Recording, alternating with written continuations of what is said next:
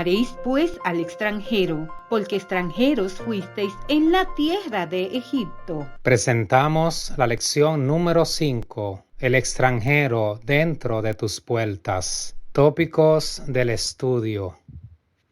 Como estudiamos la semana pasada, cuando un escriba le preguntó acerca del primer mandamiento de todos, Jesús respondió afirmando que Dios es uno y luego dijo, y amarás al Señor tu Dios con todo tu corazón y con toda tu alma y con toda tu mente y con todas tus fuerzas. Este es el principal mandamiento. Sin embargo, Jesús prosiguió y expresó algo sobre lo que el escriba no había preguntado, el segundo mandamiento. Sabiendo lo importante que era, Jesús dijo, y el segundo es semejante, amarás a tu prójimo como a ti mismo. No hay otro mandamiento mayor que estos. Jesús conectó el amor a Dios y el amor al prójimo en un solo mandamiento, y este mandamiento era el mayor de todos. Una vez más, Jesús no inventó algo nuevo, algo que los judíos habían escuchado antes. El llamado a amar a Dios por sobre todo y la idea de amar al prójimo y de amar a los demás como una forma de expresar nuestro amor a Dios fueron tomados del libro de Deuteronomio. Dale like, suscríbete y comparte.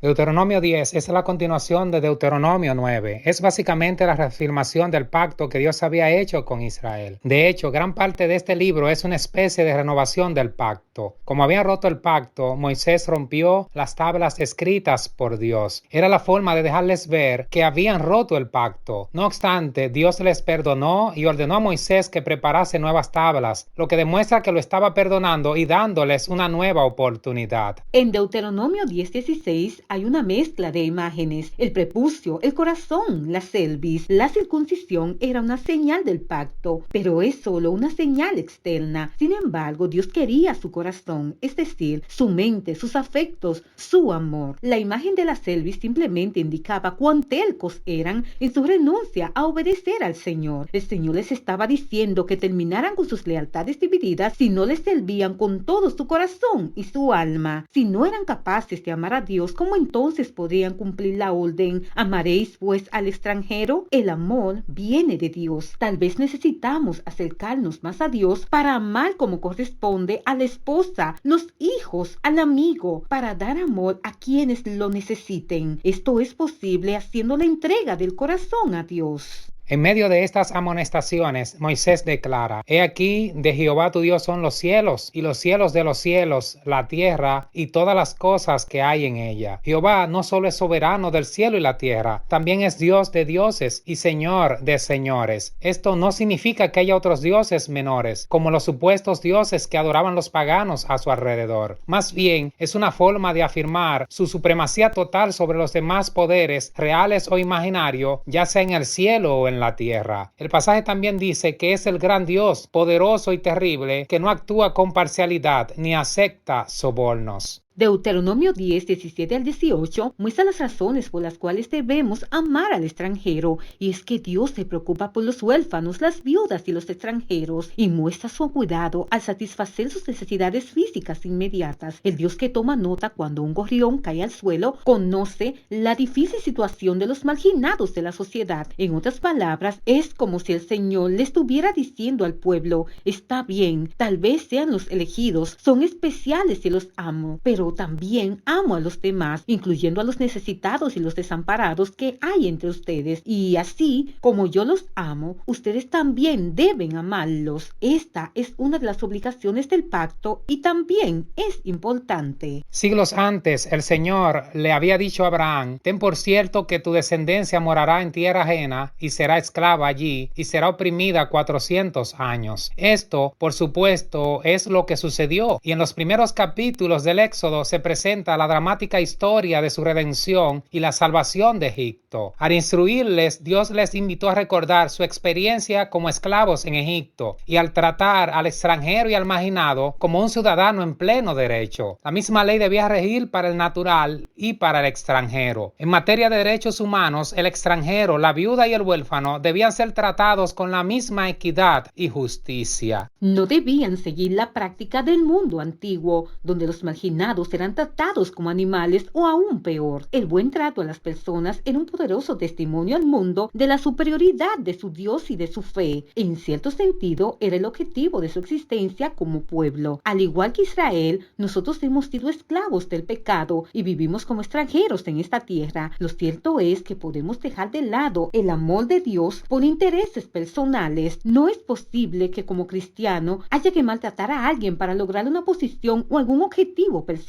El buen trato debe comenzar por casa. Debemos ser una luz mostrando el amor de Dios a través de nuestro trato amoroso con los demás, tratando a todos como nos gustaría que nos trataran a nosotros. Como creyentes hemos sido llamados a reflejar el carácter de Dios. Después de todo, originalmente fuimos hechos a imagen de Dios, una imagen que el pecado desfiguró. Sin embargo, esa imagen puede ser restaurada en nuestra vida mediante el amor a Dios y a nuestro prójimo. En Deuteronomio vemos a un Dios que quiere que se trate con la misma norma de justicia a todos, sin importar su condición, extranjero o natural, pobre o rico. Estas normas están basadas en la propia naturaleza de Dios, que es justo y no acepta sobornos. Sin embargo, el mensaje de los profetas está lleno de reprensiones contra los improperios sufridos por los indefensos. Aunque no tenemos potestad sobre las leyes que se dictan en nuestro país o sobre la forma en que éstas se aplican, sí que está en nuestras manos el tratar a todos por igual sin importar su condición. Por eso es notable lo que el Señor está diciendo aquí. Esta injusticia que está en todas partes no debe cometerse en Israel, entre el pueblo de Dios, los que me representan ante el mundo. Pero eso va más profundo que un asunto de mera jurisprudencia. Santos seréis porque santo soy yo, Jehová, vuestro Dios. Ellos sabían quién era el Dios verdadero, tenían las formas correctas de adoración y daban las ofrendas correctas. Eso está bien, pero en definitiva, ¿de qué servía todo eso si maltrataban a los débiles y a los pobres entre ellos? Vez tras vez en los escritos de los profetas, el Señor critica a los opresores de los pobres y los necesitados de Israel. ¿Cómo se puede ser santo y maltratar a los demás al mismo tiempo? No se puede, sin importar cuán estricta sea la adhesión a los ritos religiosos correctos. Una vez más, vemos la preocupación del Señor por la dignidad humana básica. Puede ser que alguien te deba algo y sea hora de recobrarlo, pero muéstrale un poco de respeto, un poco de dignidad. No interrumpas en su casa para exigirle. Espera afuera y deja que él salga y te lo dé. Deuteronomio 24, 12 y 13 parece decir que si algún pobre te da su manto como garantía, al menos debes dejarlo dormir con él durante la noche. Pagar puntualmente el jornal a los trabajadores, no retener la prenda tomada al pobre, no entrar en la casa de nadie para cobrar una deuda. Todos estos son formas de mostrar nuestro respeto y preocupación por los necesitados, incluyendo, por supuesto, al extranjero. Santiago refleja lo que el Señor le estaba diciendo a su pueblo en Deuteronomio. Habla también del mismo respeto y la preocupación por los necesitados dentro de la iglesia, rechazando los privilegios otorgados a los ricos en detrimento de los pobres. Para Santiago, la acepción de personas es una transgresión de los 10 mandamientos. La religión pura incluye la preocupación por los demás. Sería una burla de la profesión de fe profesar una fe y a la vez maltratar al pobre o usar el favoritismo hacia los ricos en detrimento de los pobres. Amar al prójimo como a ti mismo es la máxima expresión de la ley de Dios, y esta es verdad presente tanto ahora como lo fue en la época de Santiago y como lo fue cuando Moisés le habló a Israel en las fronteras de la Tierra Santa. No es posible seguir comprometiendo nuestra fe y la misión por asuntos personales que al final nos llevarán al hoyo. Piensa en esto. Podemos adorar en el día apropiado, comprender la verdad sobre la muerte, el infierno, la marca de la bestia y demás. Está bien, pero ¿qué significa todo eso si tratamos a los demás de manera desagradable u oprimimos a los débiles entre nosotros y no administramos justicia de manera justa cuando necesitamos juzgar una situación? Debemos tener mucho cuidado de pensar que todo lo que Dios requiere de nosotros es únicamente